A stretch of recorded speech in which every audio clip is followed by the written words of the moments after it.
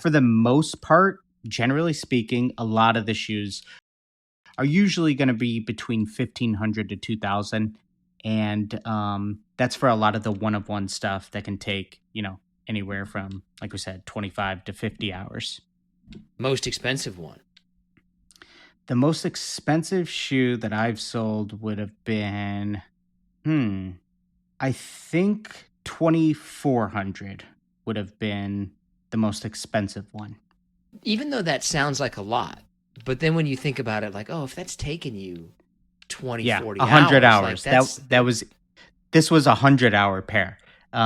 So it's really, really hard to look at this on an hourly wage yeah. type scale as an artist. So do most people do it as a hobby, or is this kind of what's the word that I'm looking for? A business for most people? Or a little bit of both?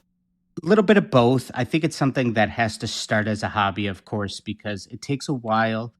Like a lot of things, I'm sure, it takes a while to really conquer and master. And unfortunately, for a lot of artists, I think it takes a long time to turn it into a business. I think it can be hard to turn it into something profitable. And there's a sort of a big picture narrative, I think, going on within the industry that somebody might take a look at something like this and just see an Air Force One.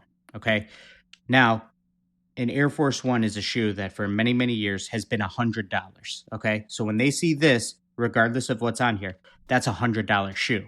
So to then convince somebody to pay $1,000 for it, $2,000 for it, or even a couple hundred, they can't help but have that price point in their head of, oh, well, that was just originally $100 shoe. They're not really, it's starting to change, but not as many people are able to really just view it as an art piece.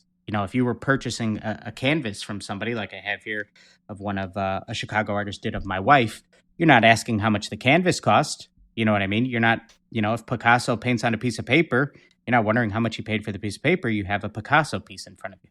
You know what I mean? Easiest pair of shoes to work with, hardest pair of shoes to work with.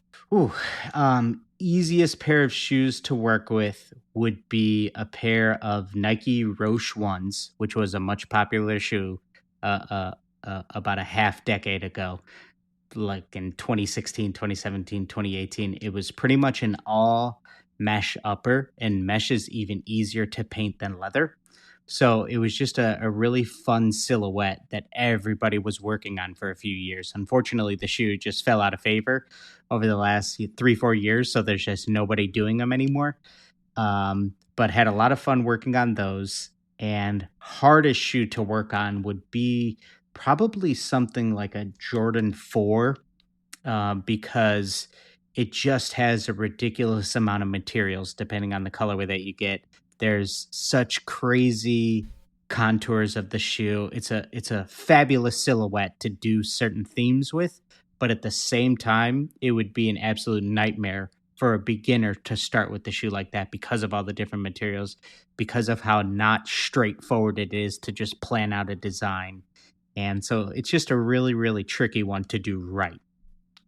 Is there a shoe that would be like, oh, I'd love to do that, but it's just too difficult? Like you can't do that with this kind of shoe. I feel like I run into that a lot with Jordan 4s because of the way the shoe is built. There's no large areas to do big logos and things like that. It's just this shoe that has all of these panels on top of each other. And there's even a part for anybody who's not too familiar with the shoes. There's something called the wings on the shoe. So it's just all these interconnected pieces that really make it a unique silhouette, but it's just a truly tricky one to work on and nail. Now, is a shoe a hard thing to kind of customize, or is it pretty easy? Like when you look at painting other kinds of mediums, is a shoe easy or is it difficult to do?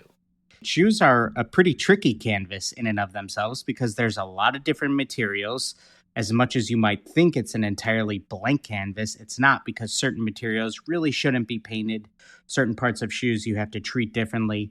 And so I do think that, they take some know-how to really do them well. But at the same time, it's fun because I just don't think there's another piece of clothing or fashion where you can make as much of a statement with wearable art like you can with shoes.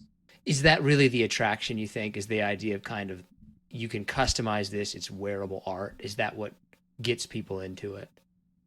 Yeah, I think so. I think like, there's a lot of people like myself who just have a general love for shoes, and custom sneakers have really started to become a part of the culture within the sneaker industry over the last decade or so. And so now, even if you have no interest in custom shoes, just paying attention to, some of the, current sneaker blogs, however they're ran nowadays, you still end up seeing some of this stuff. You still start to see certain sneaker customizers who have really implanted themselves as figures within the industry. So anybody who's really into shoes has certainly at least heard about it, and so I think that that's why a lot of people do tend to want to get started to create something one of one for themselves so that they can stand out from the crowd. What was the first shoe you did? Do you remember?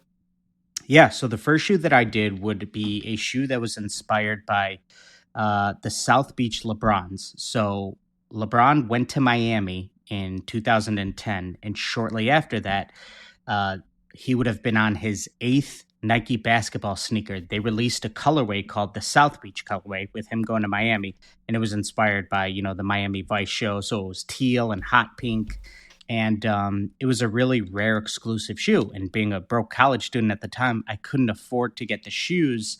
But in the early days of custom sneakers, what people were doing was taking colorways like the South Beach LeBron and painting them onto simpler, cheaper models so that you could essentially have something that was meant to symbolize that more rare or exclusive pair. So that's how I got started. And that's really what custom sneaker was, the entire industry for the first few years of me doing it. There was definitely people who were creating your theme shoes, your Iron Man shoes, your Hulk shoes, but that was way, way, way less common than it is nowadays.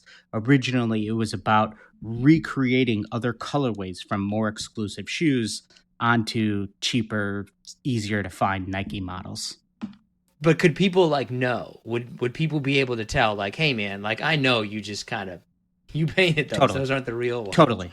Totally, yeah. I mean, we would do a LeBron shoe, which is very much, it looks like an on court basketball sneaker, and paint that onto a Jordan. And as weird as it is, Jordan shoes they don't look anywhere near what the last 20 years of on court basketball sneakers look like. Like, if you just compare the look of Jordan shoes, his first 20 sneaker models, to LeBron, who's coming up on his 20th sneaker model, there's not a they don't look anything alike. Just the technology and stuff has advanced so much.